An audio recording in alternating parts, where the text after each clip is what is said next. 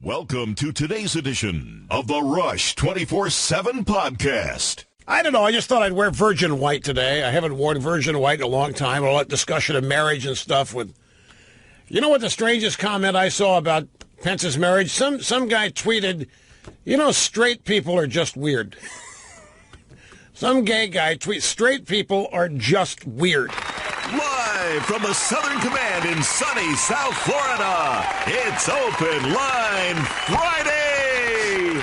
Okay, folks, look, there's a reality out there. The drive-by media is going to hold on to this Russians stole the election narrative even tighter than CNN hung on to the missing Malaysian airliner. They're not going to go back to it. I'm not going to let go of it. Greetings and welcome Open Line Friday. El Rushbo, and your opportunity to talk about whatever you want. 800-282-2882 if you want to be on the program. Okay, I have detected something. It's not something hidden. It isn't something. It's something actually very obvious. I just want to give voice to it. It is the way the drive-by sets the table every day, no matter what. I call it the media hot take, which is the first reaction to any new bit of news. I'm going to present this in non-chronological order just to illustrate the point. But when somebody discovered or learned or what have you that Melania Trump hasn't moved into the White House, that doesn't look good. Mike Pence and his wife have rules about public appearances. That's not a normal look. That's not a good look. Trump has put a lot of highly successful business people in his cabinet. That doesn't look good. That looks bad. Trump talked to businesses about keeping jobs in the U.S. before he was sworn in. That looks bad. Trump didn't want to keep the Obama outdoor play set at the White House because there aren't any little kids running around. That certainly doesn't look good for the children. Ivanka Trump was photographed sitting at her father's desk in the Oval Office. That had to be wrong. Trump tweets before sunrise. That's not normal. Trump tweets that he believes he's been illegally surveilled. That doesn't look good. That's not right. We get it. Whatever the story is, and never is this accompaniment attached to a Democrat story, a story where the Democrats might find themselves in the news. In fact, it's just the exact opposite. Look what the Democrats have learned. Look how the Democrats are improving their circumstances. Look at the damage the Democrats might be ready to inflict. What are the Democrats going to do next? How are the Democrats going to destroy Trump? It's all different. It's entirely different. They set the stage before they even get into the opinion of the story by characterizing it as that doesn't look good. Okay, ladies and gentlemen, Michael Flynn, Lieutenant Flynn, who has become the kicking football, the scapegoat, the what have you. Mike Flynn has become the repository of everything that doesn't look good. In the Trump administration, whatever doesn't look good, point to Michael Flynn. So Flynn has piped up and said, hey, grant me immunity, and I'll tell you anything I know. And what is the immediate reaction when I ran it by Snerdley just to do a little test here. I said, you bothered that Flynn wants asking for immunity? Damn right I am. Why? What are they hiding? I want to know what they're hiding. Wait a minute now. Flynn's supposed to be on your team. I don't care. What's he hiding? It doesn't look good. It doesn't look... Flynn asking for him, it doesn't look good. I saw Jason Chaffetz. Well, in this case, I don't have a generic first thought. That's my whole point. when I heard that Flynn was asking for immunity, I began, okay, why? I didn't immediately assume the guy's guilty, because I'm sorry, I'm not going to fall for it. It doesn't look good. They're trying to destroy the guy, and I don't know, maybe he deserves to be destroyed, but I doubt it. The guy's just an uber loyalist. He was one of the first uber loyalists Trump had. He was in there. He was at every rally. He was doing everything he could at the time to support Trump, get Trump. It's clear he wanted a position in the Trump administration.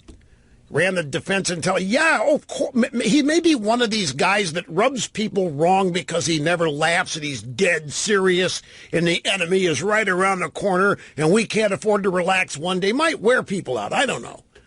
I don't know the guy. But I do know that he's sitting there minding his own business, and anything in this story that's awry gets dumped on him. So it's clear if there's a scalp that has to be given by the Trump people to buy some time here, it's going to be his. And he can figure this out. Imagine if you're Flynn for a second, and you haven't done anything. The only thing you did was maybe not tell Pence the truth in a timely fashion about something. But you didn't break the law when talking to the Russian ambassador. You didn't bring up sanctions. You didn't do anything. All you've done is been loyal. And what's it bought him? His service to the country. He's a great patriot. What's that buying him now? It's getting him nothing.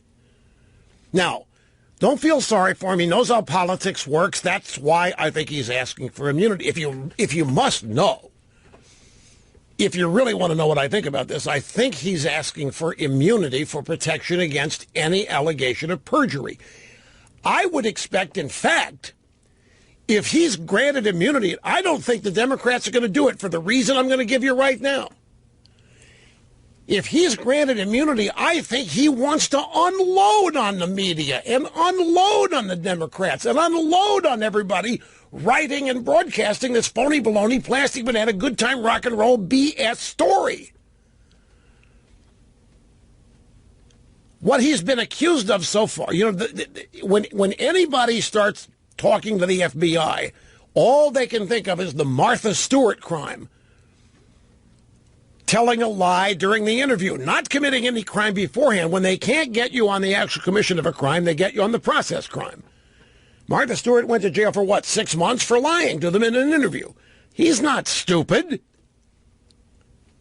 He knows there's a public record of what he said. There is a private record of what he said. The people that he's spoken to might also be sought. So he wants immunity. My guess is from perjury charges.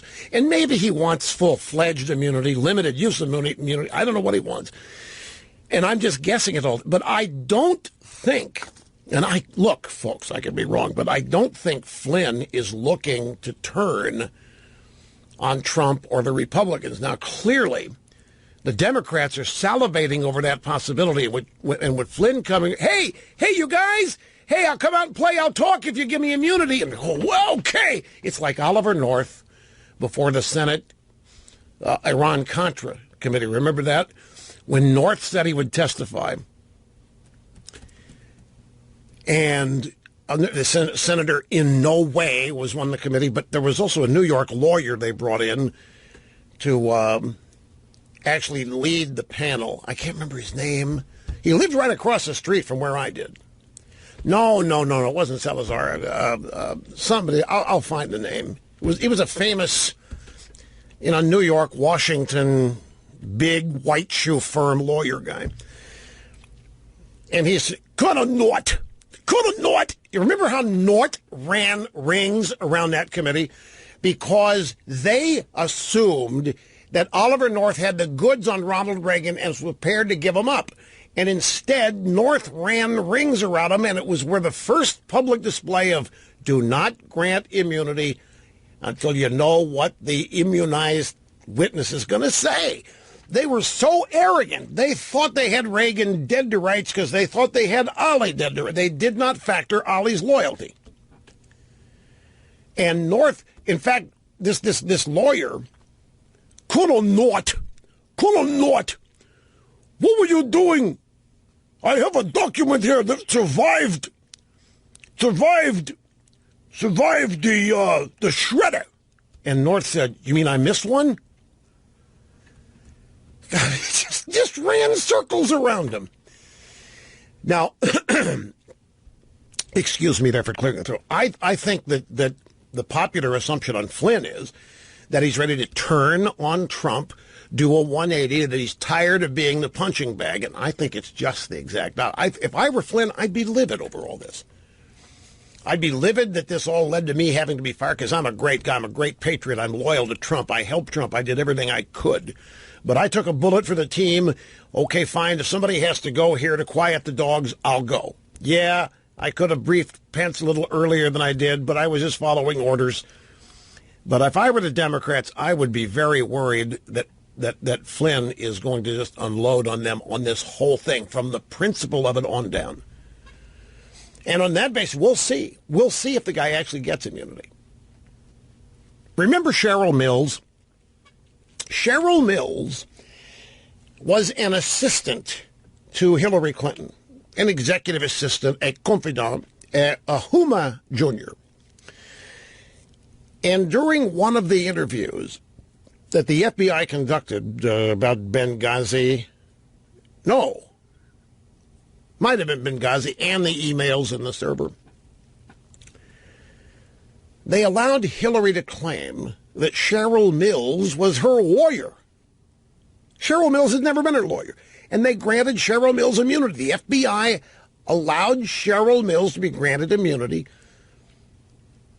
If Cheryl Mills got, and it was senseless, it made no sense, and everybody thought, what does this mean? This means the investigation is not really serious or thorough. Why grant this person immunity when she has inside information that you are seeking?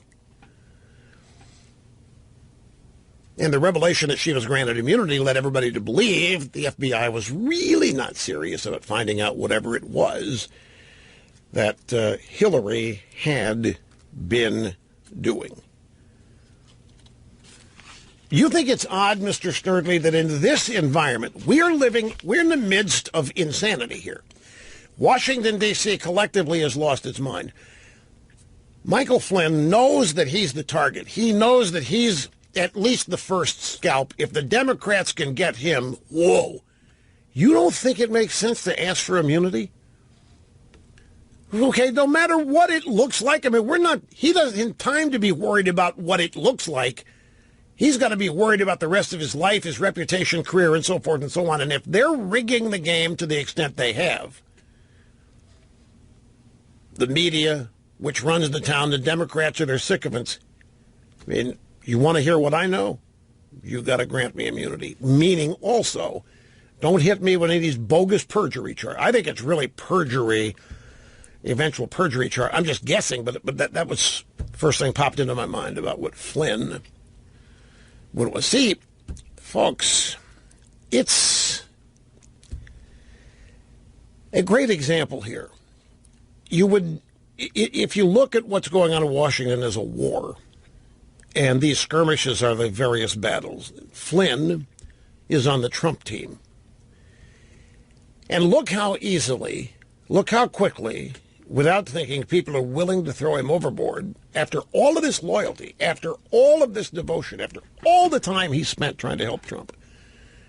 By simply asking for immunity, it's the natural reaction. Oh, my God, you don't want immunity unless you're guilty. Everybody thinks that. Jason Chaffetz, House Republican, the Oversight Committee on TV today. Immunity from what? I don't understand this request for immunity. I don't know what. So even people on the same team that Flynn thinks he's on have the knee-jerk reaction. Aha! Immunity. Guilty. And Flynn knows that there are all kinds of people that would love to be able to shovel half of this off on him. When in truth, Michael Flynn has had criminal activity perpetrated against him. He was not surveilled. He was not under surveillance. The Russian ambassador was. We should never have known who the Russian ambassador was talking to, but the Democrats, the Obama holdovers, think Evelyn Farkas are the people that unmasked Flynn, made his name public, and associated it with all those leaks from the so-called intel community that were happening in late December and January. If anybody ought to be asking for immunity, it's whoever it is that unmasked Flynn and blabbed to the media that he's the guy the Russian ambassador was talking to when this particular surveillance was documented and transcribed. So I just think it's a little premature here to automatically assume that that Flynn is guilty in all of this. He may be, I don't know, but I think it's timely here and would make sense to examine everything from all sides, because it is clear that they aren't going to stop any of this until they get Trump. Man, we got a stack here on Gorsuch and what they're planning. Getting worried. The Democrats are getting worried about this Gorsuch thing. They got a secret tape. You heard about the secret tape where Claire McCaskill, senator from Missouri, has been overheard, speculating on Stephen Breyer maybe getting a stroke or Ruth Buzzy Ginsburg dying or some such thing. And that this is just an even trade. Scalia for Gorsuch. But the next one, then she starts talking about various liberal judges, and if they die or have strokes, that'd be really bad if we get another Scalia nominated to replace one of these libs, somebody who shares our values on the court. Anyway, let me take a break here, folks. We will come back. We will continue in mere moments. Don't go away.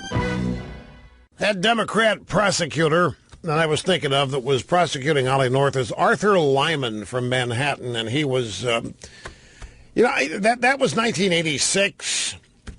I moved to New York in 1988, and it didn't take me long to get accustomed to what you read in New York. You read Page Six, you read Liz Smith, all these.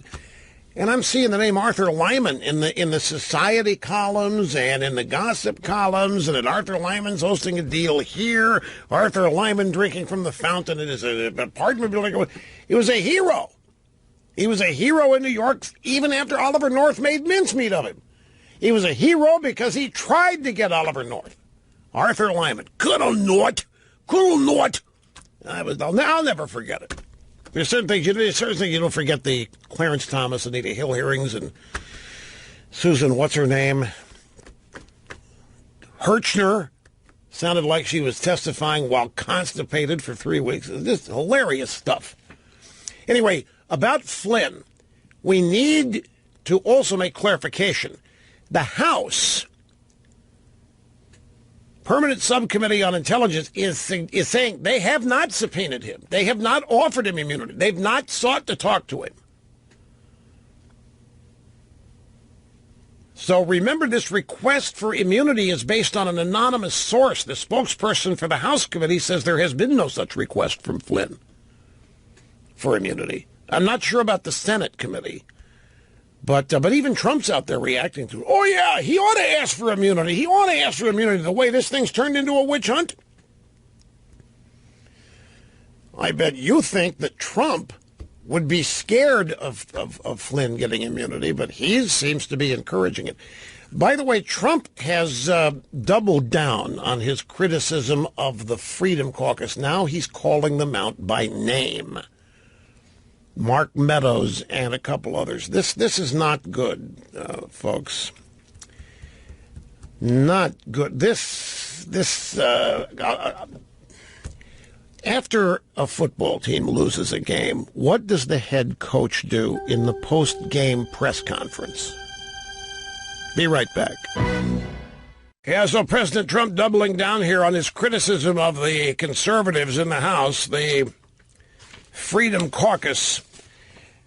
The Politico headline, Trump goes after Freedom Caucus ringleaders. Now, what kind of a group has ringleaders? Gangs, right? Criminals, bank robbers, drug networks, the ringleaders of the group. They're usually criminals. I mean, that's the inference people draw. So here's the Politico. Trump goes after Freedom Caucus ringleaders. Mark Meadows, Jim Jordan, Raul Labrador, Says here that Trump's offensive could hurt them in their home districts where he is extremely popular. Trump tweeted yesterday afternoon, if Mark Meadows, Jim Jordan, and Raul Labrador would get on board, we'd have both great health care and massive tax cuts and reform.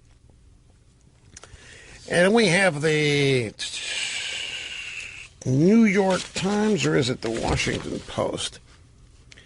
It's the New York Times, how the Freedom Caucus is undermining the GOP. Yeah, you see, it's always the conservatives that are doing the undermining. It's the conservatives that have ringleaders. It's Trump calling them out. I want to take you to your average Sunday or Monday night in the National Football League. At the end of the game, both coaches conduct post-game press conferences. How many times do you remember a head coach calling out 2 or 3 players as the reason the team lost?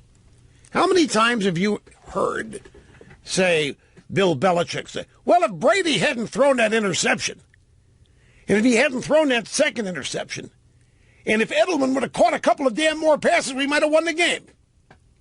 You don't hear that, do you?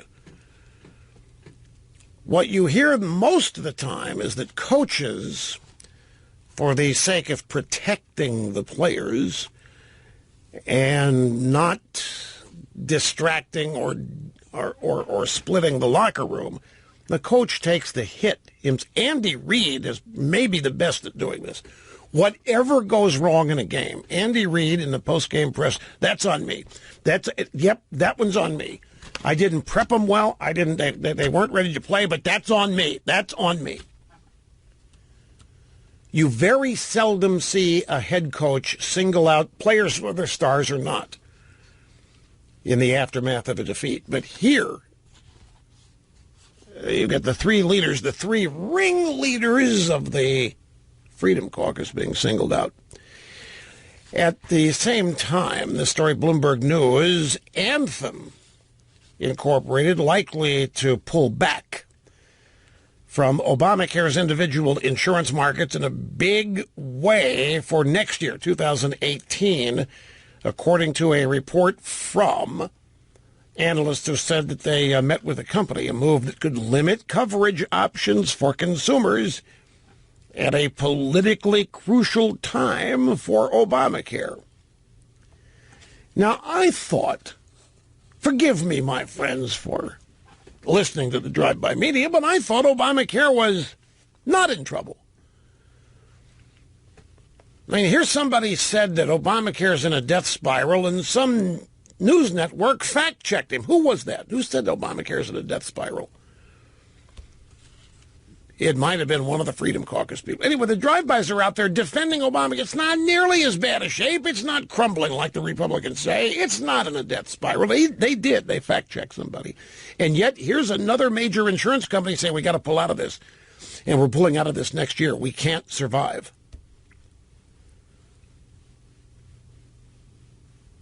I thought the Democrats had been assuring us it was just Republicans and probably Russian propaganda, that the Obamacare law was unraveling, that it was spiraling down. After all, if Obamacare was really on the rocks, the Democrats would be very eager to fix it, wouldn't they? Little sarcasm there. But it does raise the question, why aren't Anthem and the rest of the insurance companies pushing the Ryan plan or any of Trump's reforms? They had no problem pushing Obamacare like crazy. And if the thing's imploding, if they're going to be pulling it, why aren't they pushing one of these gigantically great reform plans? I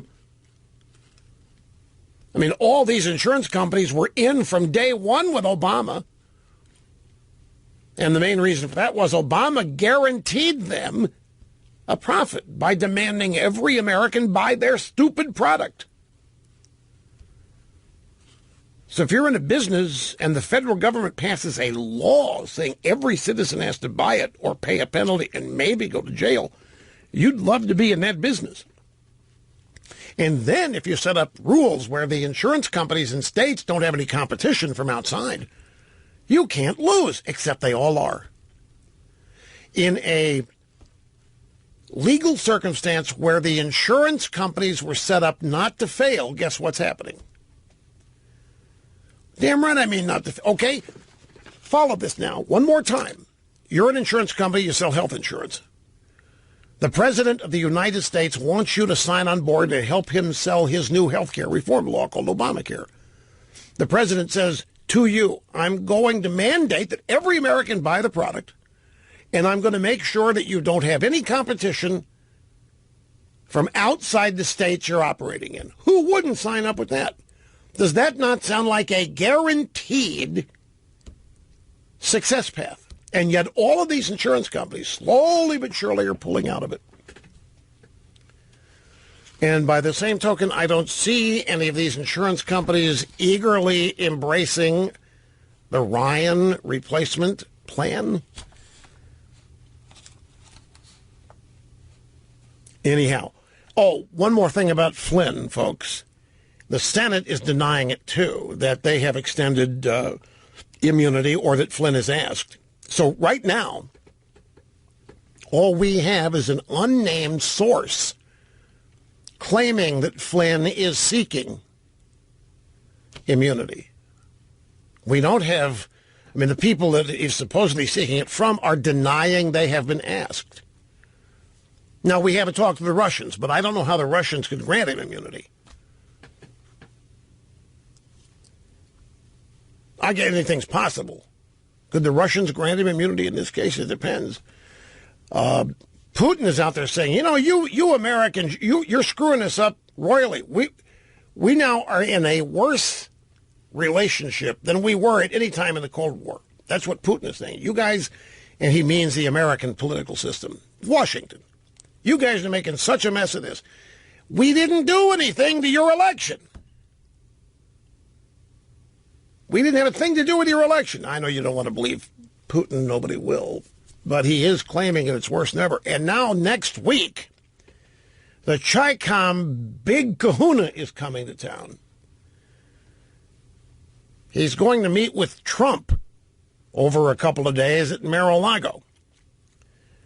But he's not going to be staying at Mar-a-Lago. The Chi-Com leader is going to be staying at some motel in Lantana or Manila. I'm not kidding you. It may not be a motel. It might be some private resort or it's a private home, but he is not staying at Mar-a-Lago. And the reason he's not staying at Mar-a-Lago is that the Chi-Com leader doesn't want to see the peasants that live in his country, doesn't want them to see the style of luxury and so forth that he might be experiencing if he were seen tooling around Mar-a-Lago. So he's going to stay in some out-of-the-way, off-the-beaten path place. I think it's Lantana. Lantana and Manalapan very close to one another. They're south of where Mar-a-Lago is. You're looking at me like you can't believe that. And Trump is saying it's going to be a tough 2 days of meetings. It's going to be really tough. The Chi-Coms are tough. The Chi-Coms are smart. And the Chi-Coms have been negotiating with stupid leaders up till now. And you know what one of the beefs is? Folks, this is just too rich. Apparently, the Chi-Coms are going to accuse Trump of retarding world progress on climate change. Because of Trump getting rid of all these regulations of the EPA, the Chi-Coms are going to say, okay, look, if you expect us to pick up your slack, you can forget it. We're not going to exempt you guys from what everybody else is having to do to save the climate. We're not going to pick up your slack. Now, the truth is, the Chi-Coms aren't doing anything. The Chi-Coms don't believe in climate change. They just say they do. The Chi-Coms are using coal. They're using the dirtiest fuel they can find. The Chi-Coms have got their own pollution problems, and they're making no effort to really fix them. Because the Chi-Coms are totally focused on unbridled economic growth, and they'll deal with all those problems later. Right now, they've got to grow their economy. They have to create 15, 20 million new jobs a year in China. And those jobs cannot be in the cities. The cities are overrun. The cities are overpopulated. That's why there's so much pollution in the cities.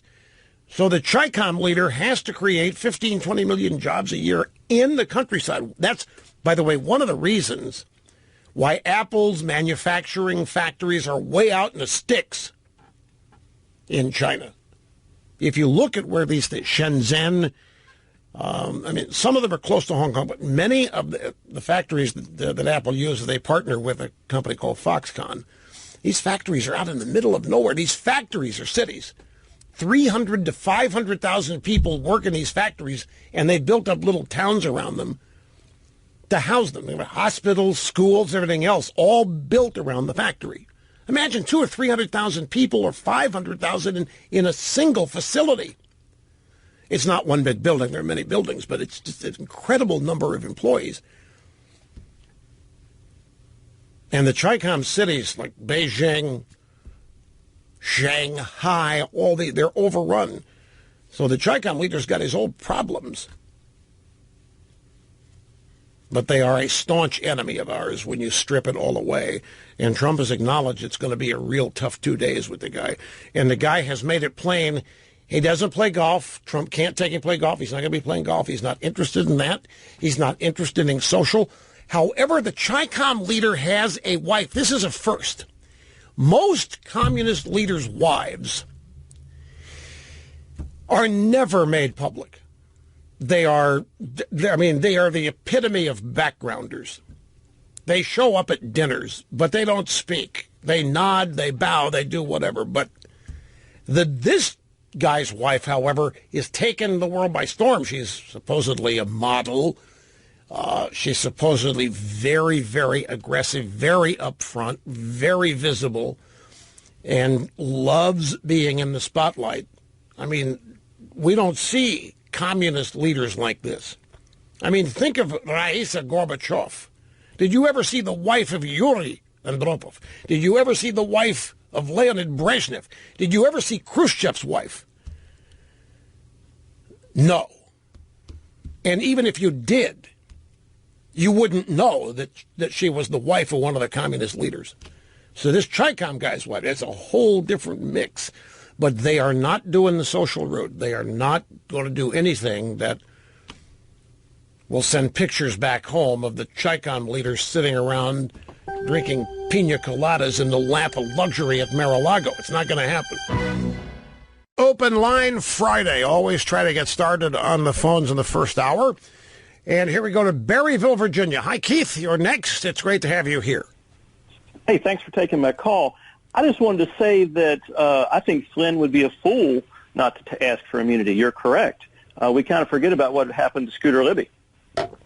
Yeah, exactly. Scooter Libby didn't do anything.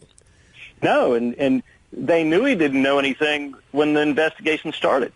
And they knew it was Armitage, and they still investigated him as being the guy who outed Valerie Plame and wrapped him around the axle. It remains, you're right, that remains one of the strangest things. Let me basically recap this for those of you who are new to the program. I'm sure most of you remember the controversy surrounding the outing of a supposed CIA spy by the name of Valerie Plame. And supposedly it happened when Robert Novak, the late, great columnist Robert Novak, wrote a column identifying her as a spy. This goes back to the weapons of mass destruction era and controversy. Her husband, Joe Wilson, had been dispatched to Africa to find some yellow cake uranium that Saddam Hussein supposedly had bought. He went over there. No business. The Bush team sending this guy over there was as dumb as Trump hiring Chuck Schumer to do something. It was silly. So anyway, the guy comes back, reports there isn't anything. Saddam's not buying any. Bush is lying. Novak column appears. And all of a sudden, the media and the Democrats are outraged that a CIA agent has been outed. An investigation began. Now, Novak had to protect his source. And for a while he did, because that's what journalists do. But eventually he revealed that it was Richard Armitage at the Bush State Department who told him that Valerie Plame was a CIA agent, the wife of Joe Wilson. And Armitage and Colin Powell were kind of close, buddy-buddy over there at the State Department. Well, this ended up being a full-blown special prosecutor investigation. It was run by Pat Fitzgerald, who was a prosecutor of unassailable reputation. And what they really wanted was to get Karl Rove. They wanted to associate Rove with this leak. They brought Rove in. They interviewed him I don't know how many times. All these people. They finally brought in Scooter Libby, who worked for Dick Cheney. And Scooter got himself caught up in a process crime like Martha Stewart did. And he ended up going to jail for being involved in the leak of the name value when everybody knew all along it was Armitage. It was one of the strangest things in the world. But everybody was aligned trying to destroy Bush.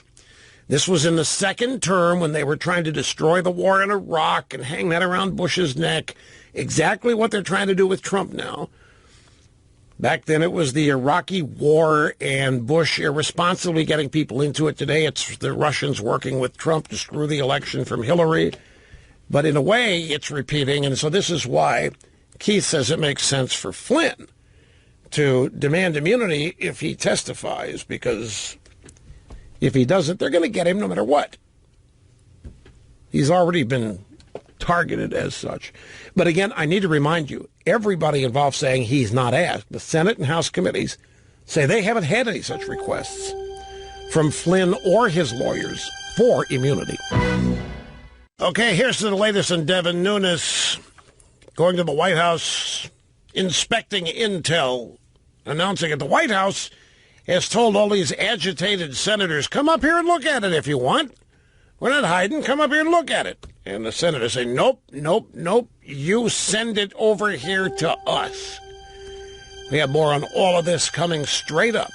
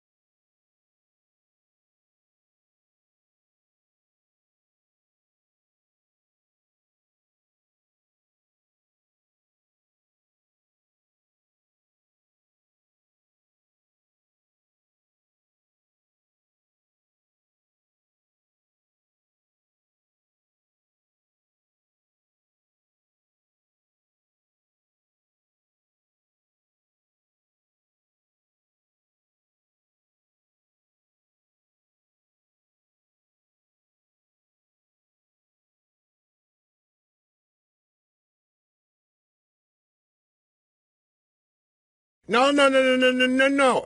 Somebody just asked me a question. The Freedom Caucus demands are, well, in the big scheme of things, they're now, if two changes would be made in what the Ryan Trump care health care thing that went down with, Freedom Caucus, if you make two changes in it, we'll vote for it. Now, they're pretty big changes, but I want to describe them to you in detail because they're fundamental. They are fundamental to keeping Obamacare alive as we know it. It makes total sense that they should be pulled out. If anything, refix it with. Live from the Southern Command in sunny South Florida, it's Open Line Friday. Righto, folks, your golden opportunity to talk about whatever you want. You can ask questions. You can probe. You can make comments about things that we're not talking about. It's a golden opportunity. Don't be afraid. Don't be afraid. 800-282-2882. Now, I'll tell you something. The last I heard was that neither House or Senate committee had offered, or no, neither House or Senate committee had ever heard from Michael Flynn, about immunity. And yet, right there on Fox, Michael Flynn offers to testify in exchange for immunity. I haven't seen that confirmed. The committees are saying they haven't heard from Flynn or his lawyers, and CNN's running the same thing. And I'm sitting here wondering, have I missed something? Did something happen in the last 5 minutes when I got up and walked around the building here? Because this morning it was just the House was saying, hey, we haven't heard from Flynn. And then the Senate waited. No, we haven't heard from Flynn either. And the networks are still running stories. Michael Flynn offers to testify in exchange for immunity. Well, these two committees have not said, they have said that they have not heard from Flynn with this offer. It's an unnamed source that's propelling all of this. What about the possibility that Flynn nor his lawyers have even asked for immunity? Does everybody thinks he has now, and that because they think he has, they think he's got to be guilty of something. So let me run this down. These networks are running this like it's a no doubt story that Flynn's seeking immunity. And yet again, the last thing I saw was nobody on any committee says they've yet been asked for immunity by Flynn or anybody associated with him. Now, on this business of the White House offering the Senate Committee on Intel, and I guess the House too, to come up and check the intel that Devin Nunes saw, here once again, my friends, the reporting on this is so spotty and it's so purposely incomplete. The material, classified material, that is in the hands of the National Security Council is always held on the grounds of the White House at the OEOB, the Old Executive Office Building, otherwise known as the Eisenhower Executive Office Building. And it's just across a narrow street that's actually used for transportation, a little bit parking there. Come out of the West Wing in the back, and you walk across a little street, and there's the Old Executive Office Building. It's where the Vice President's office is, ceremonial. It is where the National Security Council's offices are. Whenever you hear such and such White House counsel, White House staffer, 95% of them don't work in the White House or the West Wing. The West Wing is actually a very small complex, and it's crowded and it's overflowing with people. The Old Executive Office Building, Google this or, look at it on Apple Maps. It's plain as day. You can see it plain as day. But that's where all this intel is being held. It's not actually in the White House, a minor point, but it's not in the White House. It's the Old Executive Office Building, now known as the Eisenhower Executive Office Building. It's probably up on the 4th floor, which is where the National Security Council is based. And, of course, the National Security Council is part of the executive branch, part of the president's intel apparatus. They have They have exceptional security up there, and it is a time-honored tradition to put highly classified material there and to have congressmen come there to view it. SOP, standard operating procedure. It is not unusual for the White House to extend an invitation to Shifty and the Senate counterparts to head over there and look at this. The White House isn't, we're not hiding anything. Nunes came up and saw it. You can come see it. And these senators and members of the House and the Democrats say, screw you. We're not coming up on your turf. You send it over to us. And there's a turf war going on, a little bit of a breakdown there. But Nunes is being excoriated for being very careful with highly classified material. In this case, it includes the unmasked American citizens. Now, meanwhile, while Nunes is doing everything he can to respect the classified status of this stuff, look at Hillary Clinton, who is trafficking in this stuff. This is the kind of stuff we're talking about. She was trafficking in this stuff, and that server of hers in her basement in Chappaqua. And Hillary Clinton is a hero. She didn't do anything wrong. There wasn't any classified data coming in or out of her server. She knew better than that, and that's total BS. So we want to now castigate Devin Nunes for going to where the archives are held and looking at it and reporting on it. And meanwhile, that's the stuff that Hillary Clinton was trafficking in on her email and her server in her house at Chappaqua. Now to this health care business. As I mentioned earlier today, the president has doubled down on the Freedom Caucus. The 30 or so members of the conservative members of the House of Representatives, the Politico and such others in their headline are referring to the three Freedom Caucus leaders as the ringleaders. Mark Meadows, Jim Jordan, Raul Labrador. The ringleaders? What do you associate ringleaders with? Ringleaders, crime, gangs, exactly right, bank robbers. The ringleaders of the group were hiding in the getaway car parked one block down the street. That's how they... So now these guys are being characterized as ringleaders of some gang, some out-of-control gang in the House, and Trump has doubled down on... Look, folks, calling them out like this, I know it's Trump's technique, I know it's Trump's method, but there's a better way of doing this. These guys are not the enemy. The Democrats are the enemy. The Freedom Caucus has actually made a pretty big move here.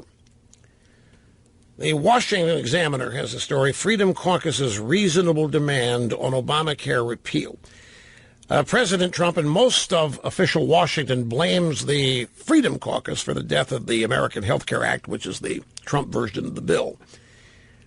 And there is some justification for it, but not complete. But the Freedom Caucus's top members have since laid out a clear path to passage of a Trump repeal and replace bill, and they're showing a willingness to compromise here just in the last couple of days.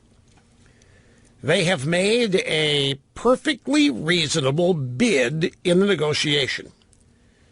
If the White House and if the Speaker, Paul Ryan, and if Republican moderates actually want to repeal and replace Obamacare, then they ought to very seriously consider what the Freedom Caucus is offering.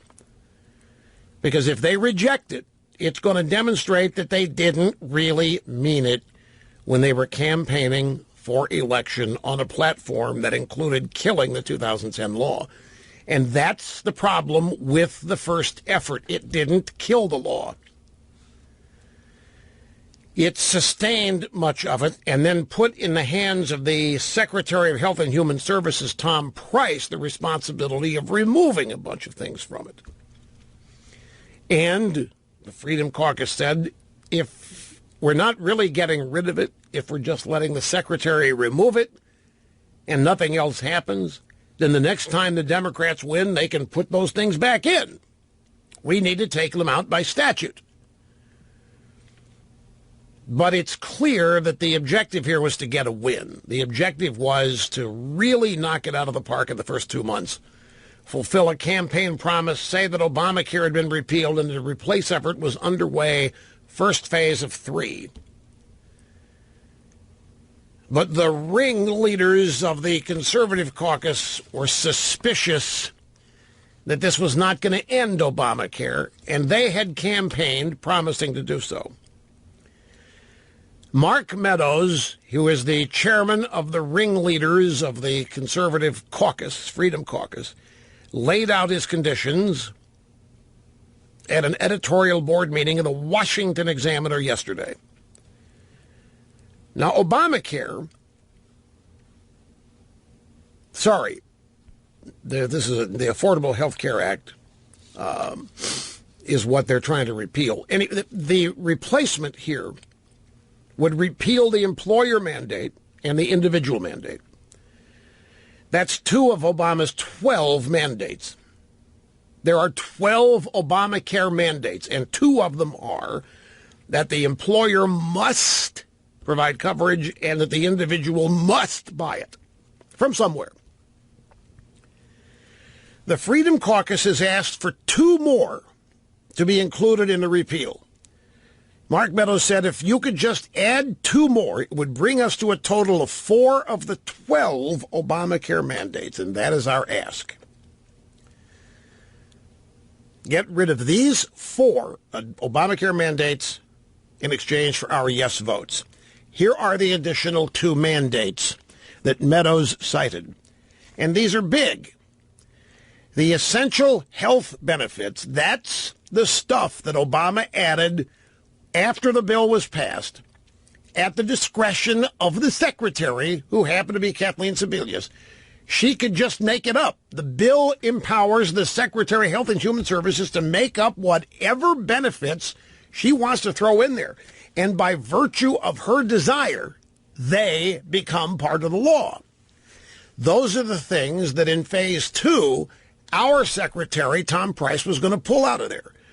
What Mark Meadows is saying, get rid of those things by statute. Name them and get rid of them and pull them out so that the next bunch can't come in and just automatically put them back in unless they go through the process of passing a new law. It's not unreasonable at all because these were not part of what was voted on anyway. These were added after everybody voted, and they were Obama-oriented left-wing premises, so-called health benefits. I can't give you the names of any right off the top of my head, but it was whatever Kathleen Sebelius. Well, this is where she could mandate that the Catholic Church buy everybody a condom, buy everybody birth control pills. They didn't dare put that in the legislation. Things like that. The second thing, remember there are 12 Obama mandates.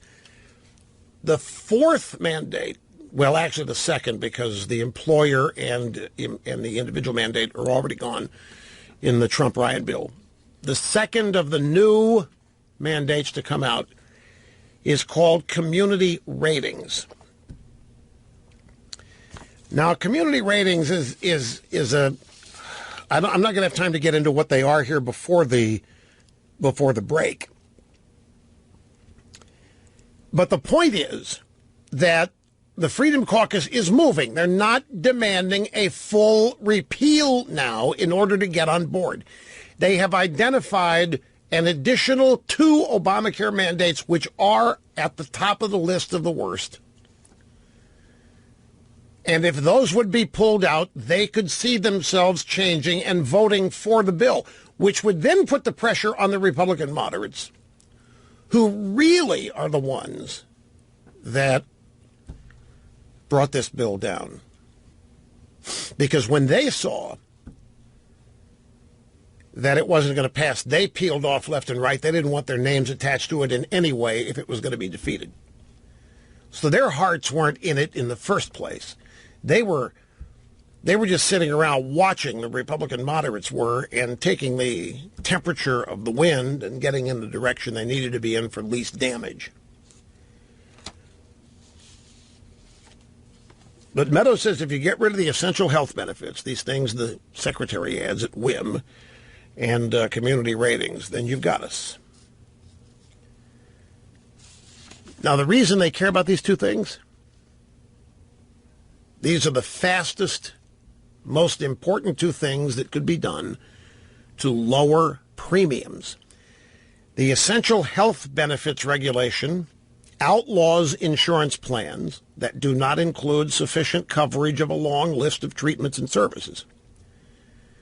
This makes it illegal for more affordable health insurance plans. This is the kind of stuff that makes you buy hemorrhoid insurance when you're 18 years old, that kind of thing. It makes you buy things you're never going to have because you're too young. It removes such restraint, and these are mandated on the insurance companies to sell. They had no choice, and you had to buy it if you wanted coverage. Essential health benefits require coverage for ambulance rides. Mandated coverage for ambulance rides. The community rating is the name for Obama's price controls on premiums. A health insurer cannot raise premiums on risky individuals without also raising premiums on less risky individuals. So the result is that everybody's premiums go up because by definition, a risky individual's premiums are going to be high. That's the insurance business. But Obama community ratings, it's the way they title these things. Community ratings, how can you be against that? It's for the community. But what these essentially did is mandate that whatever premium prices were put in place to cover the risky, the same increases had to be in premiums for those who were not risky and were healthy. And so the premiums for healthy people continued to skyrocket because they were not being treated any differently than those at high risk. It was absurd. So the Freedom Caucuses get rid of these two things, and we're on board because we'll get rid of the ridiculous mandates and the penalties that go along with it, and we will lower premiums. And that's what this is all about when you get out of brass tacks. That's where we are. Yeah, no, that's a good point. It's a good point. You could say Friday. So Wednesday, Trump unloads on the Freedom Caucus. And Wednesday night, Trump unloads on the Freedom Caucus. And Thursday, the Freedom Caucus, it's okay. How about these two changes? So, is it possible that Trump calling them out is forcing them to react and make concessions? In which case, if that's the case, then you would have to at least credit Trump and his style for showing results. Now, so they've made this move. They've offered, there are 12 mandates in Obamacare. The Trump-Ryan version only got rid of 2 of them. Both of them the mandate, the employer mandate, the individual mandate. So the ringleaders, Freedom Caucus, okay, give us 2 more mandates. Get rid of these essential health benefits and get rid of the community rating crap, which has caused premiums to skyrocket, and we could probably vote for a new version. So we'll see. We'll see. But on the surface, because Mark Meadows went to the Washington Examiner to lay this all out yesterday, and Trump began to unload on him on Wednesday, maybe earlier than that. Trump's unloaded on him twice. He unloaded on him generically, and then he named names the second time. So patience, my friends. Patience, patience. We'll be back right after this. And with half my brain tied behind my back, just to be fair, we now head back to the phones. We're going to spend some time on the phones here. It's Open Line Friday. We'll go to Tallahassee first. Hey, Bob, great to have you. How you doing?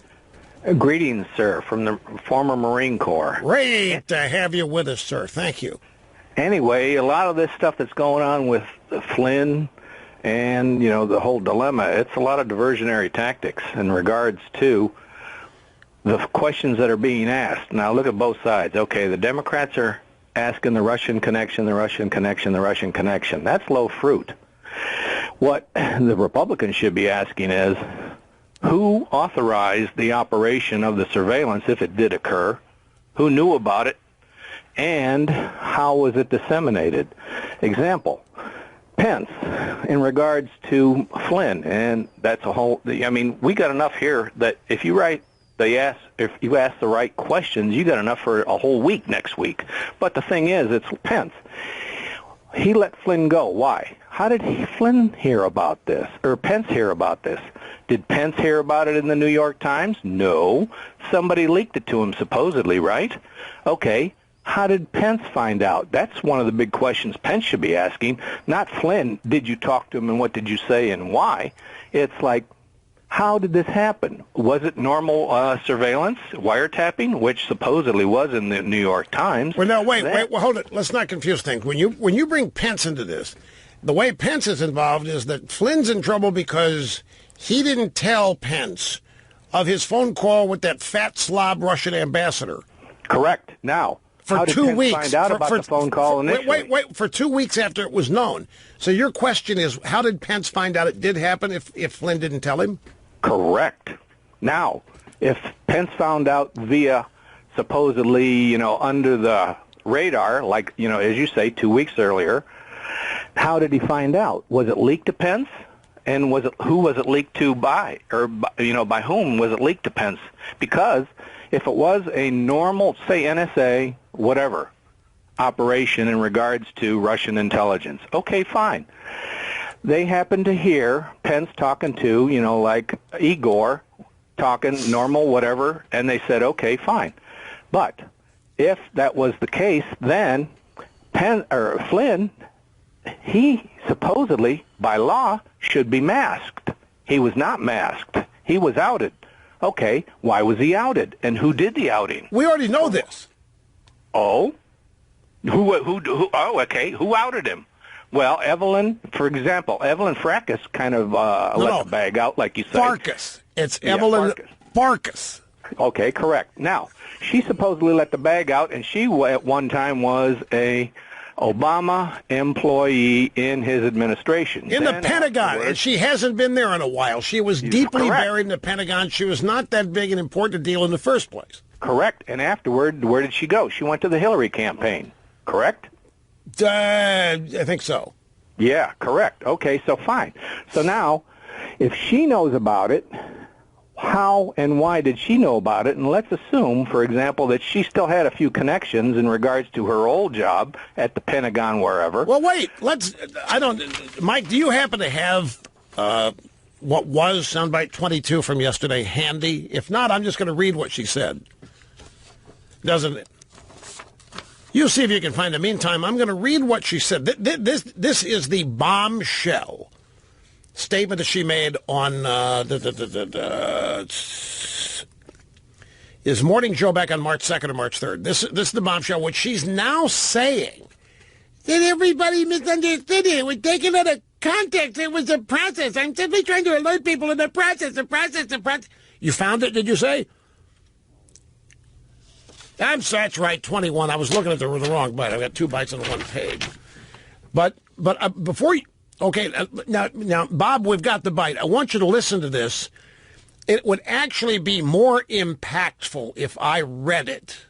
But I want you to hear it in her words, because this is everything. She is admitting what they were doing and why, and she admits the leaking and for why. Here's what she said back on March 2nd, PMSNBC, that nobody picked up on for 3 weeks. I was urging my former colleagues and, frankly speaking, the people on the Hill. It was more actually aimed at telling the Hill people, get as much information as you can, get as much intelligence as you can before President Obama leaves the administration, because I had a fear that somehow that information would disappear with the senior people who left. So it would be hidden away in the bureaucracy, that the Trump folks, if they found out how we knew what we knew about the Trump staff dealing with Russians, that they would try to compromise those sources and methods, meaning we would no longer have access to that intelligence. So I became very worried because not enough was coming out into the open, and I knew that there was more. We have very good intelligence on Russia. So then I had talked to some of my former colleagues, and I knew that they were trying to also help get information to the Hill. That's why you have the leaking.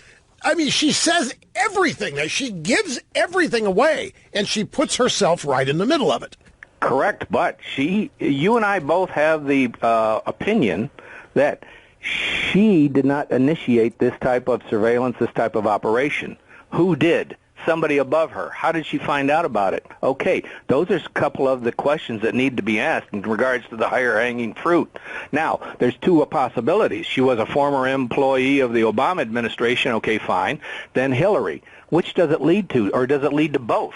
And with the Hillary adage, well, this goes back to the old Watergate adage. Hold on, time out again. Obama himself, there was a New York Times story that identified Obama as one of the people ordering this intel to be preserved. So Obama's fingerprints are already there, Bob. All right, that's fine. Now, did Obama initiate the surveillance? No. Okay, that's fine. Okay, you say no. My question for that and I'm similar in age to you, goes back to the old Watergate adage. Follow the money. In this case, it's not follow the money, it's follow the presidential election. Because when Hillary was winning, what was the news? Oh, yeah, we know about the Russian situation. It's not a problem. It's not an issue. Trump wins, and it's like all of a sudden, it's on the front burner. Now, why is that? Okay, because, as you say, before, they want to take Trump down, and that's probably the very, very valid reason. Okay, fine. Well, no. Now, But the reason they weren't using it, they not just not used, they were poo-pooing it during the campaign. Exactly. And telling everybody not to worry about it. Because back then, the only thing the Russians had successfully targeted was the DNC servers. And remember, the DNC had refused the FBI's request to come examine them. Okay, and they were poo-pooing it, as you say. One of the reasons why it's possible that they were poo-pooing it is because it was initiated, one, by a domestic intel agency on American citizens. Now, if that's the case, that's against the law. Do you want that to come out if you were either Hillary or the Obama administration? The answer to that question is no. Well, Let me go back again, because I might have raised some eyebrows when you asked me if I thought Obama was responsible for the order. Well, I'm not saying he is. Well, I mean, this is very similar to the Nixon situation. The reason I said no, I'm not exonerating Obama for anything. I'm just telling you that the NSA sweeps up everything by virtue of their existence. The NSA sweeping up everything, including and specifically targeting people like the fat slob Russian ambassador. They're listening to every foreign agent they can, and especially in the country. So they're surveilling the Russian ambassador, who Flynn happens to talk to. That's how they got Flynn. They weren't, as far as we know, they weren't targeting Flynn. We don't know if there was a FISA warrant on Flynn. We don't know any of this. But we do know they were surveilling the Russian ambassador. Now, what happens when they get that intel? The American that is also caught is supposed to remain unidentified and labeled American 1, American 2, however many Americans are in the conversation.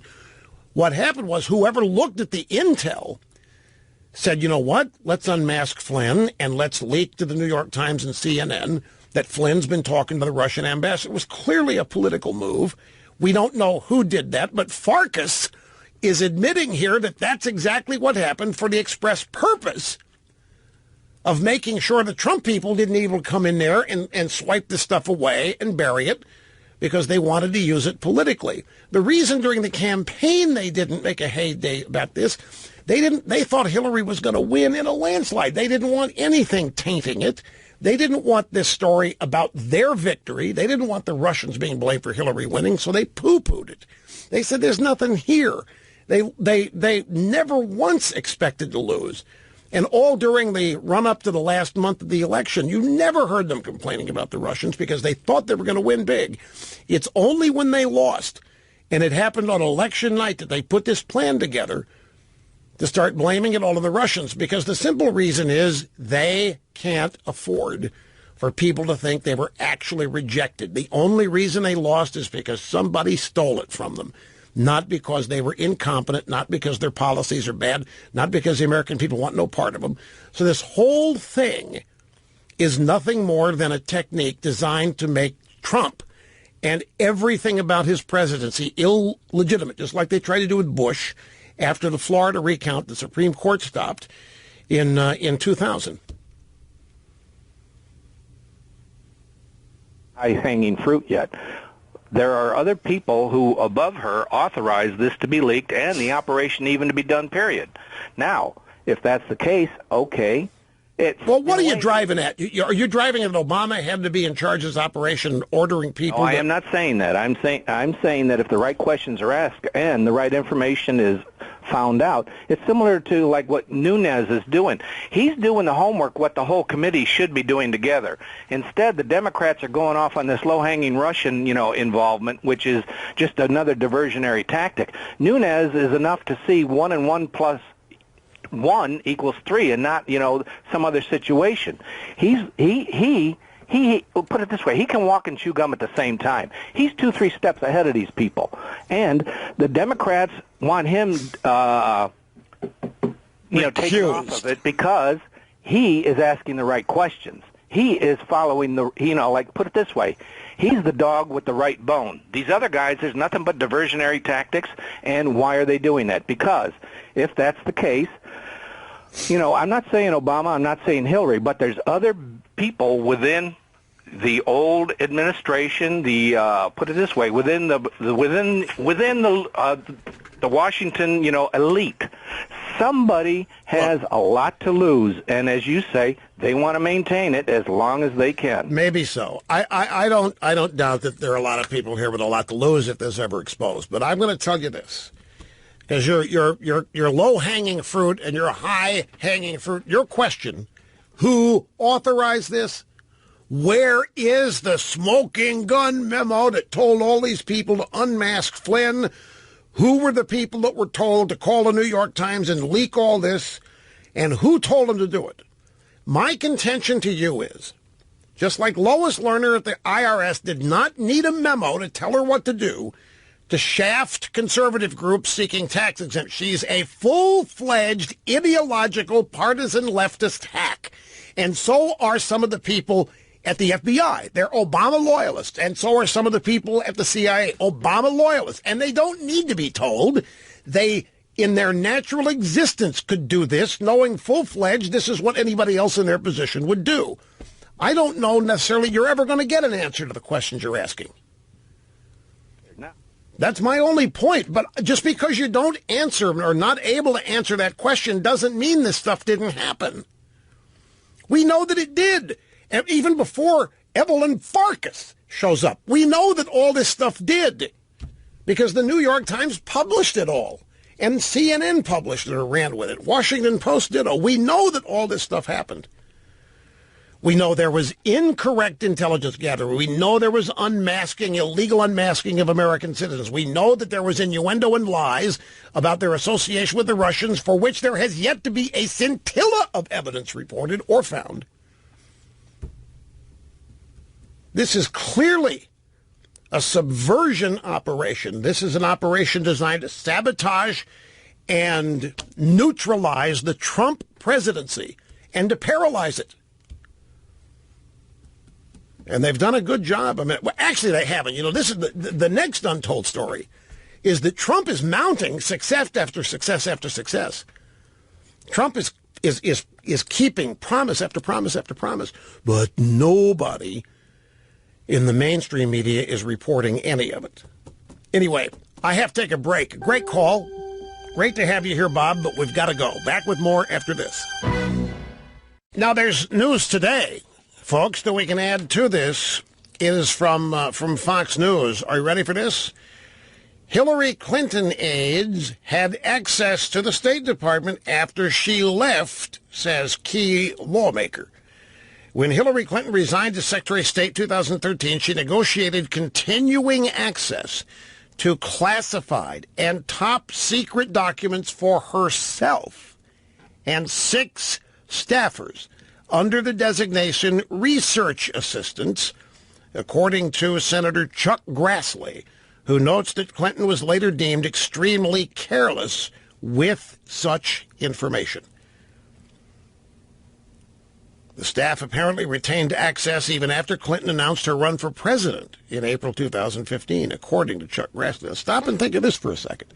So Hillary is Secretary of State, and she's going to resign. Now, she resigned somewhat in disgrace, Benghazi and some of these other things, and she's going to run for the presidency. And she negotiates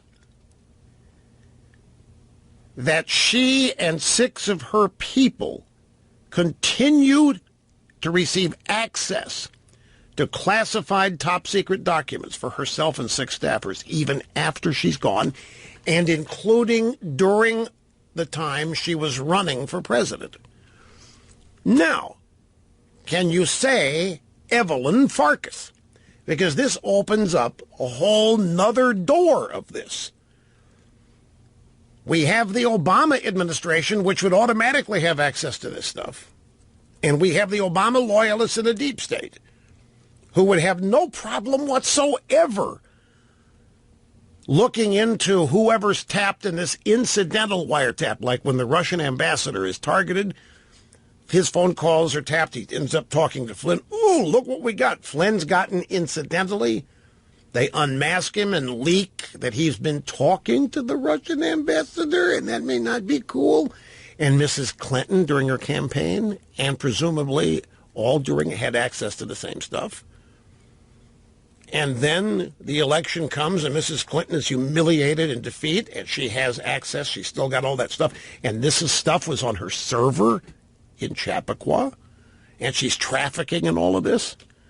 And now all this gets dumped into the drive-by media after she loses.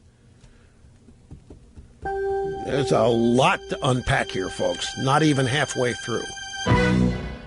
Fastest 3 hours in media. We've got just one more to go, folks. Open line Friday. Lots of people on hold, and we'll be getting to them and dealing with whatever pops while we're here. So hang on. Back before you know it.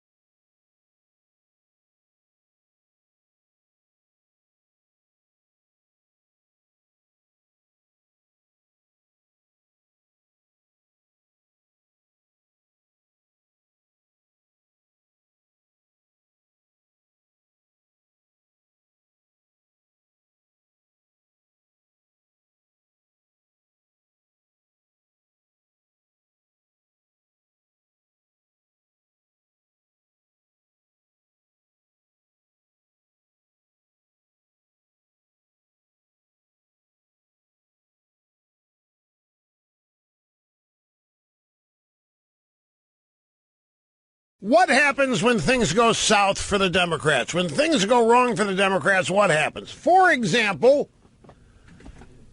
Benghazi. Well, that was the fault of some stupid filmmaker, some stupid video maker. Hillary losing the president, that was Putin's fault. Obamacare's miserable problem, that's because of the Republicans, and they won't come up with something new. It's the Republicans' fault because they won't fix it. And America's problem, well, that's all Trump's doing. So the Democrats are 100% blameless, always. There are no Democrat ringleaders, for example. Yes, sir, Bob, Open Line Friday, the last hour of the busy broadcast day, hosted by me, Rush Limbaugh, your highly trained broadcast specialist. Do not try this at home. Live from a Southern Command in sunny South We who are great at what we do make it look easy. Friday! Make everybody think they can do it. Look at the number of Democrats who've tried to do this, and there still isn't one that succeeds. And that's my fault, by the way. Or the Fairness Doctrine's fault. That's what it is. The Fairness Doctrine. That's why talk radio succeeds. It's the Fairness Doctrine, so it's Reagan's fault. And Democrats are always totally blameless. Have you noticed? When they mess things up, it's never anything they have done. 800-282-2882. If you want to be on the program, the email address, lrushbo@eibnet.us. I mentioned before the previous hour came to a screeching halt that the truth of the Trump administration is that there have been beaucoup promises kept. There have been vast improvements. You know, folks, I have to. I had a post-show meeting. I've got to be very careful with this. Do you all realize? You know what the biggest problem for me doing this show has become? There's less and less I can tell you about things I run into, things that happen. When the program was early and in the new first 4 or 5 years, I could tell anybody anything that went on without worrying that it was going to compromise anybody's privacy or security, even if I didn't mention their name. But now I find myself in circumstances that if I share the details, the people about whom I'm speaking will find out and hear about it, and their feelings will be hurt, or they'll misunderstand, or they will think I'm mean or some such thing. And so the safest route is not to even discuss it. But I had the most amazing, even if I just tell you what I did after the program yesterday, I'm already running the risk of angering somebody. I would die to tell you. I would love to tell you that, but I'm hamstrung. It's almost like I've become too famous to do the show. And it's like the stick to the issues crowd is winning, because when I veer away from it and want to describe, I know it's just Rush, it's your show. Say whatever you want to say. Tell whoever you want to tell what. I understand that, but people that talk to me, some of them have a reasonable expectation it's not going to be blabbed about all over the radio, even if I don't mention their names. Anyway, yeah, I just got a note from Catherine because I told her about it. She says, you want to talk about the blah, blah, right? I just got an alert on my watch. Yes, sweetie, that's exactly right. And I can't. Snurdley's looking at me like, what are you afraid of? It's not afraid of anything. It's manners, folks. I mean, you don't blab about other people. Well, you might say you can do it. They'll never know you're doing it. I can't. Every time I talk about somebody, they're going to find out. You don't realize how it hamstrings me. You don't realize what a limitation it places. Now, I suppose I could make it up, but even if I make it up the next day, somebody may be close enough that whoever was involved is, and of course the details of this, they're hilarious. They're funny. I got an economic briefing yesterday, and if I comment on this at all, folks, I'm not going to do myself any favors. Suffice to say that the Trump administration is off to a rollicking start. The economy is booming, and there are real jobs being created. In fact, some of the most recent presidential approval data that just came out today is that Trump's unfavorable numbers are very high, except the economy. He is kicking butt. The American people profoundly approve of the way Trump's handling the economy, but they disapprove of most everything else, according to this poll. And it used to be that if the economy was chugging, all the other stuff took care of itself. But it is. There are real jobs being created. Trump is also focusing, his administration is focusing on reviving the old concept of the vocational tech school. This, I happen to believe, is crucially important. This country has been, I think it's been hampered by this notion that everybody has to go to college, that the ticket is college. Parents have bought that hook, line, and sinker. This all started in the Great Depression. The idea that the only way, well, not the only, but the absolute best way to have a solid economic future is to have a college degree. And that started in the Great Depression when nobody could find work. Jobs were nowhere to be found, and the only people that got them were the educated. And this has survived generation after generation after generation to the point now where every American parent has as the primary goal for their kid that they go to college. And it's just not made for everybody, particularly with what has happened on the American campus today. It probably is more advantageous for a lot of people to never set foot on one. Remember what I said. I think this is a profundity. Didn't get any reaction from people, but I think this is profound. All this talk about artificial intelligence, these guys like Elon Musk and Bill Gates and Buffett and all these other clowns in the high-tech business, we need to be very worried about artificial intelligence. It's going to overrun humanity. AI, robotics, we're not careful, it's going to swallow us up. And I think that's just bogus. It's typical sci-fi panic on the part of a bunch of tech nerds. We already are surrounded by a bunch of artificial intelligence. It's called college-educated millennials. We already have mind-numbed robots. They are graduates of major American universities today. They're not being taught to think. They're being programmed. They're being propagandized. They come out all thinking the same, all feeling the same. White students are being turned into people that think they have eternal guilt over being white. They now have discussion rooms on many campuses where you can discuss the dangers of white privilege and the problems of being white. It's hideous what's passing as an excuse for an education today. We have robots already. They're human beings. They're out there among us. They don't know anything, and all they want to do is shut down everything they find uncomfortable. They don't believe in free speech. They don't believe in liberty or freedom. It's dangerous. The intelligence is artificial. It's not genuine. There's no thinking involved. It's a huge problem, long before robots take over.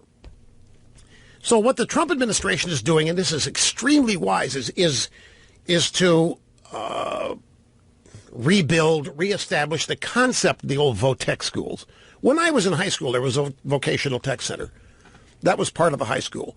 And it was where kids who were going to work on auto assembly lines or learn skills that involve manufacturing and engineering. This is where they went. And it was in fact, when they finished vo-tech, they were sufficiently educated to get decent jobs that would raise a family of four or provide for a family of four for a long time.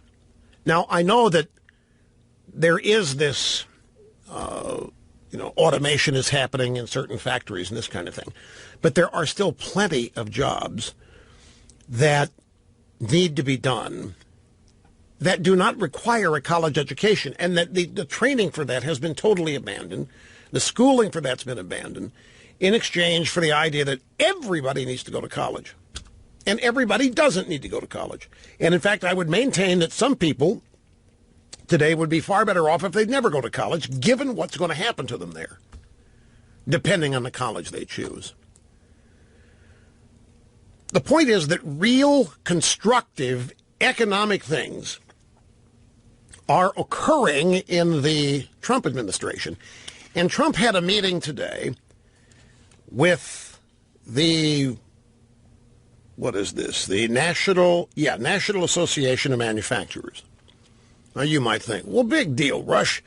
Trump's been meeting with all these different groups. Manufacturers' optimism, according to a survey of themselves, manufacturers' optimism is at a 20-year high. And these guys met with Trump this morning. This survey has been taken for 20 years. It has never been as high as it is.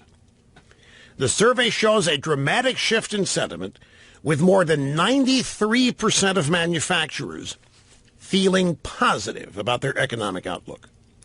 This is the highest in the survey's 20-year history, up from 56% 1 year ago and 77% in December. In just 3 months, it's gone from 77.8% to 93% optimism among manufacturers.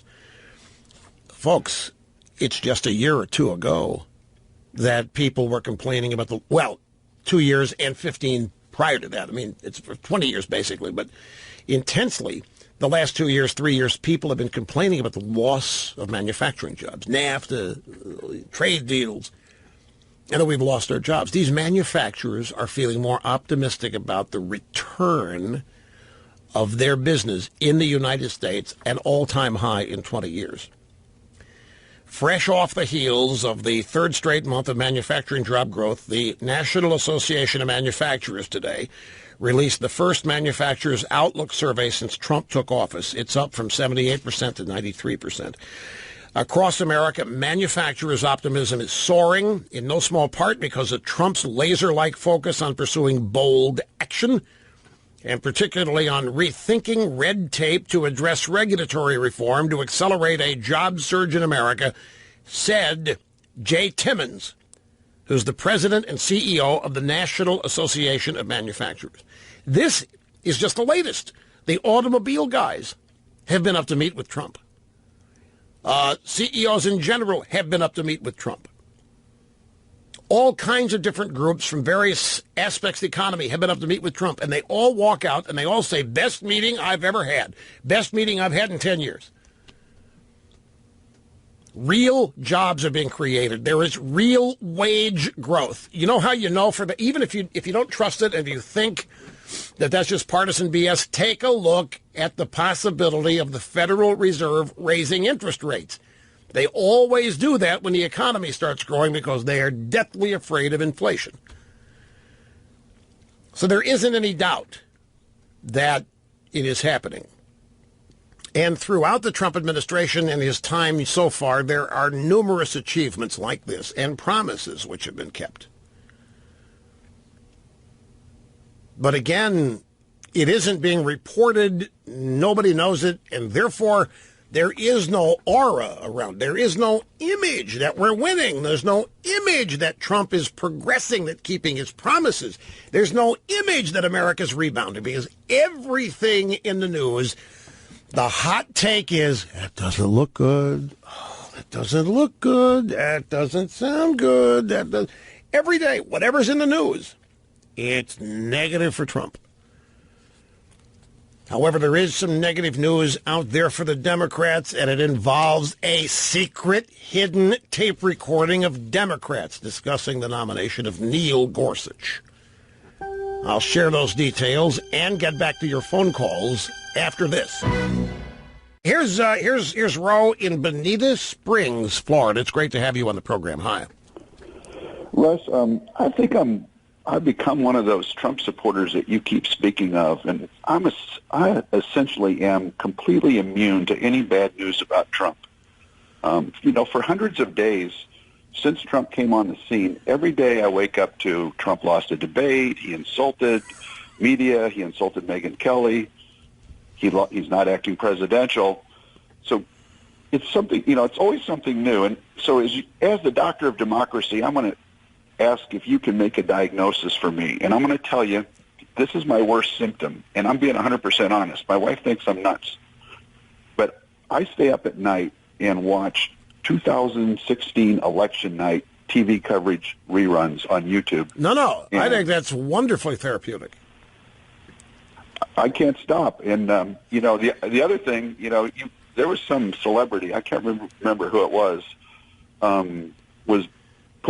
complaining that Trump would make her put on weight. And that was Barbara Streisand claimed that Trump was making her gain weight. Yeah, and for me, every time I watch these reruns, I grab a little adult beverage, and it's like celebrating all over again. Oh, it's funny as hell. I've advocated that people take some time to do it. You can find the coverage on YouTube, and I've told start about 7 o'clock, and you'll see everybody begin to change at 9. That's when it begins to creep over them that something's wrong, and you can go from a party-like atmosphere of just practically uncontrollable joy to disbelief and panic inside of 2 hours. It is fascinating to watch it again. And it explains why we're where we are now. They still haven't come to grips. They don't think they've awakened from the bad dream yet. Yeah, Rush, I think if you don't understand the Trump rally phenomenon, you didn't understand the election. And, and I think sort of this voter, the Trump supporter who refuses to give in no matter how much pressure about all these little things, people don't understand that this baseline of 35 to 38%, it doesn't matter. They don't. Ro, you're right on the money. The very people we're talking about do not understand.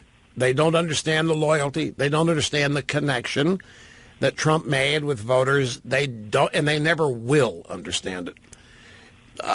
Because they don't understand an actively engaged population. They think of the population as slavishly following loyal Democrat leaders. It totally escapes them. But look, something's going to happen. I guarantee you Trump's going to do something sometime, 3 years, 4 years, 2 years, that even you and other Trump supporters are going to go, oh, no. Do you have any what that might be? It's got to happen at one point or another. No, that was one of the questions I wanted to ask you is how will I know? Because I see myself as not. I'm analytical and logical. Well, I'll tell you. We're running out of time. I'll tell you how you'll know. It'll be the first time, and it may never happen, but if it does, it'll be the first time you begin wondering if maybe I'm out of time. Darn it.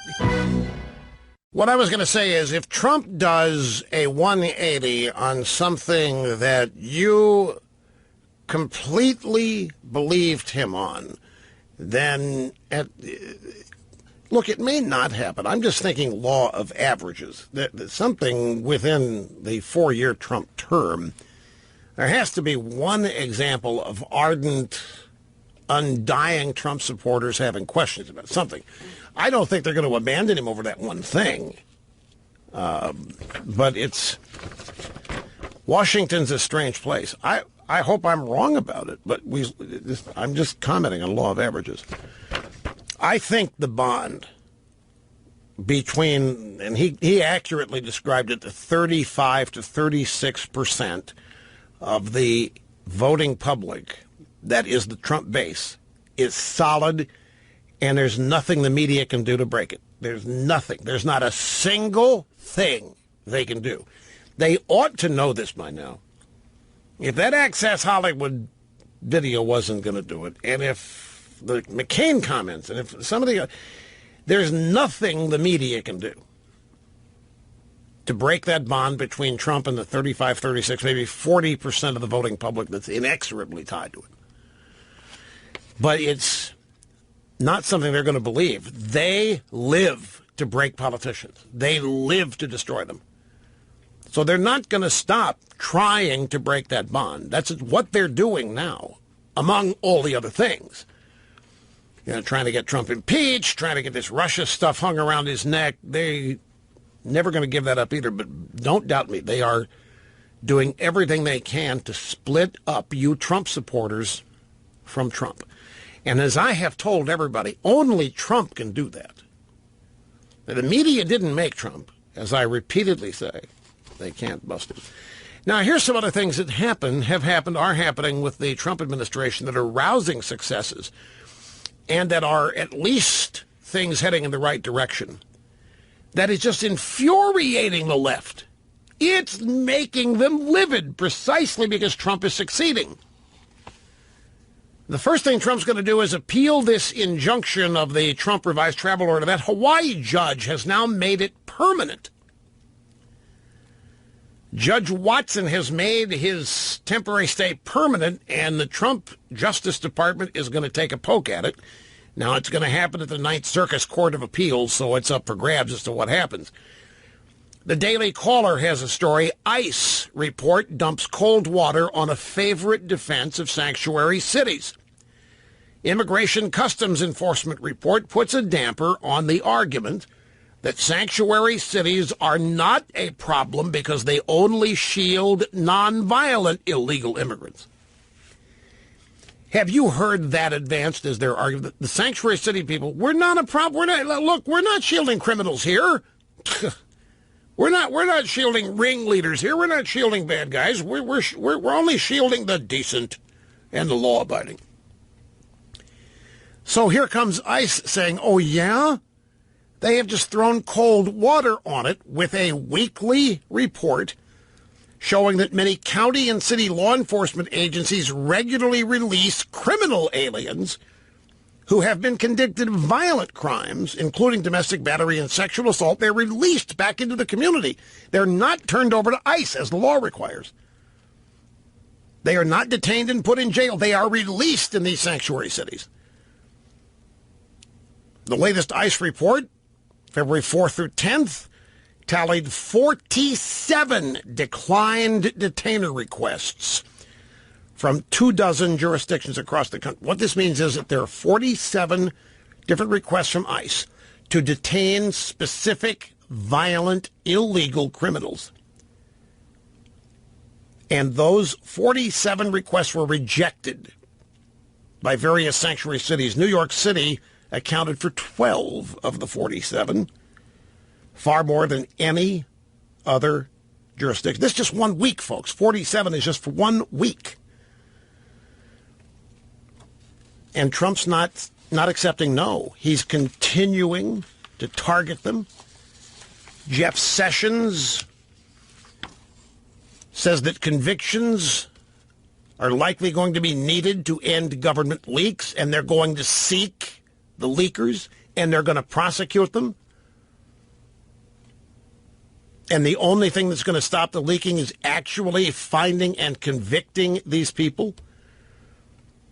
He said, this is not right. We've never seen this kind of leaking. It's almost as if people think they have a right to violate the law. This has got to end, and it'll probably take some convictions to put an end to it. There's no probably to it. There is no question. But the Trump people are pursuing it. Jeff Sessions moves to speed up deportations of federal inmates. Illegal immigrants convicted of a federal crime may be deported more quickly under a policy move announced by Attorney General Sessions on Thursday.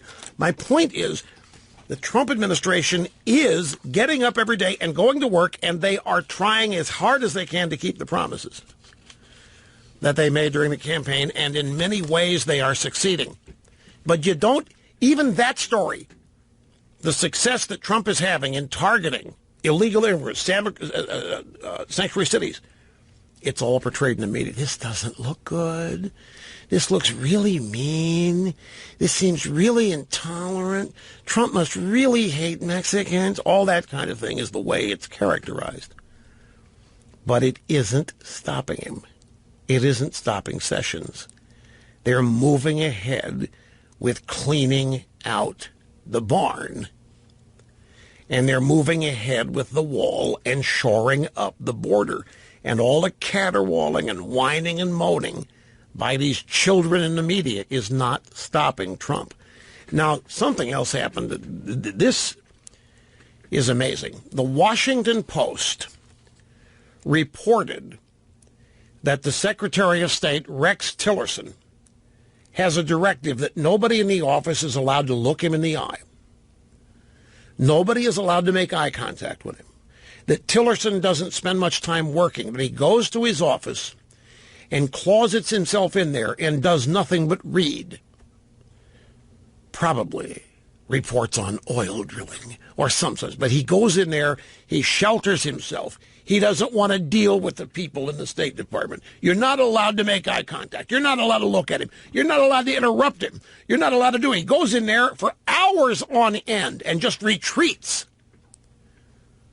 from the world and from the job. And an AP reporter has come out and said that that is BS.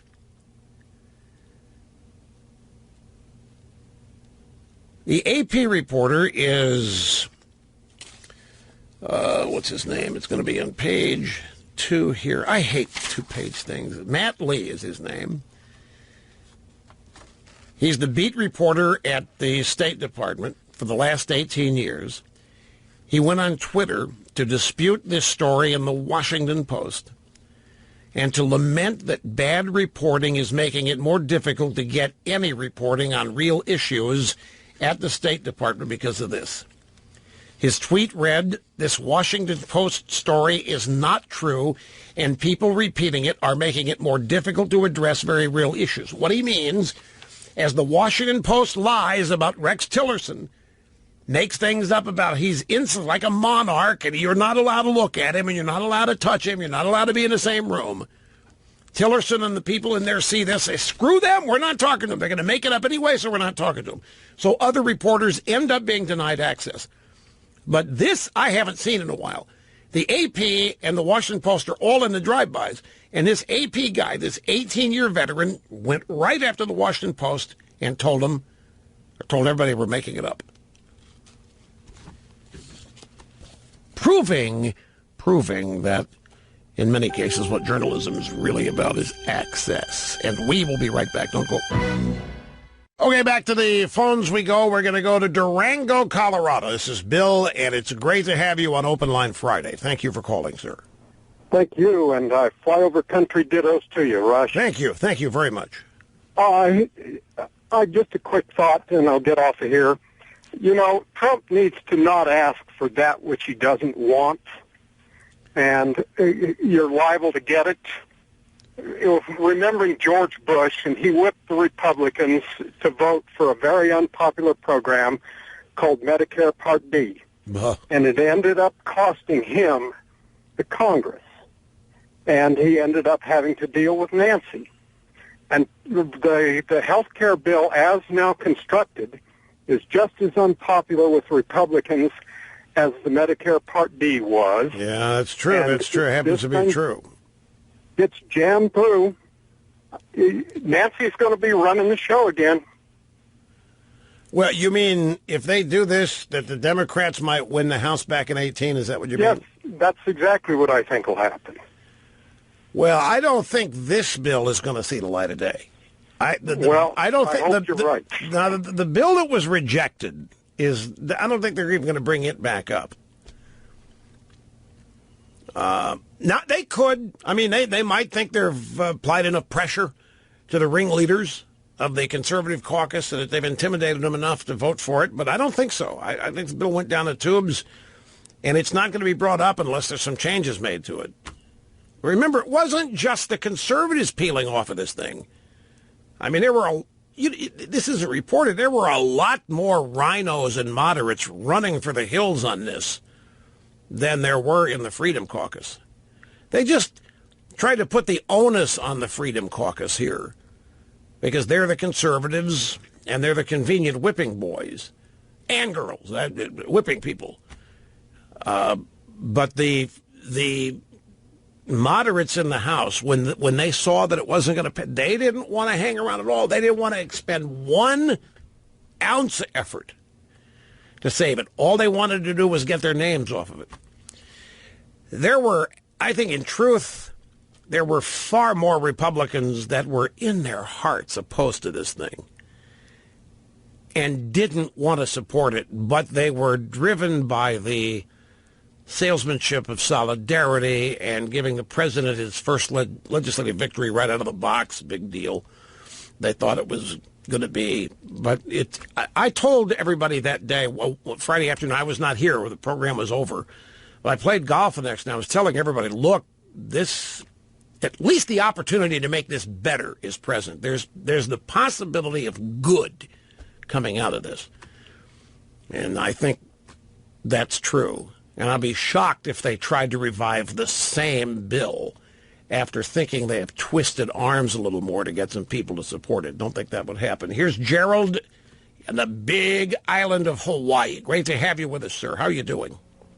Aloha, Rush. Get right to it. I don't have much time. Nerdly told me we're going to change the name of the Democratic Party to the Death Party.